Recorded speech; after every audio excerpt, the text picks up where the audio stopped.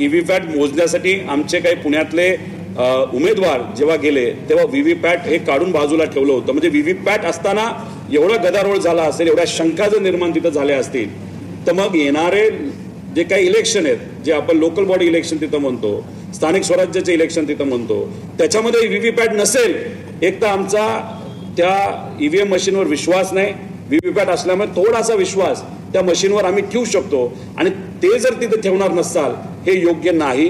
उद्या कदाचित असं होऊ शकतं, इलेक्शन कमिशन म्हणेल की बाबांनो विरोधकांना त्या ईव्हीएम वर जागा नाही, सत्तेतले जे चिन्ह आहेत तेवढीच आम्ही ठेवणार, विरोधकाला आम्ही काही तिथे जागा देणार नाही, अशा लेवलला सुद्धा इलेक्शन कमिशन येत्या काळामध्ये जाऊ शकतं। ते भाजपचं एक वेगळा विभाग झालाय असं आमच्या सगळ्यांच्या मध्ये। इलेक्शन कमिशन हे स्वायत्त राहिलं नाही, पूर्णपणे त्याच्यावर दबाव हा भाजपचा आणि सत्तेतल्या लोकांचा आहे। आपल्याला वाटेल तसं तुम्ही इलेक्शन कमिशनला तिथं वागवता, वाटेल तसं तिथल्या असणाऱ्या अधिकाऱ्यांना तुम्ही वापरता, वाटेल तसे नियम तुम्ही तिथं करता की पूर्वी जे काही व्हीव्हीपॅट नाही तर मशीन ठेवण्याचा नियम समजा एखाद काळाचा होता तो बदलून तुम्ही असं सांगितलं की आम्ही तुम्हाला सीसीटीव्ही फुटेज देणार नाही, आम्ही हे देणार नाही, ते देणार नाही। म्हणजे आम्ही जेव्हा तिथं एखादी गोष्ट मागतो लगेच दुसऱ्या दिवशी जीआर येतो की ही गोष्ट आम्ही याच्या पुढे देऊ शकत नाही। त्यामुळे इलेक्शन कमिशनवर आम्ही पूर्णपणे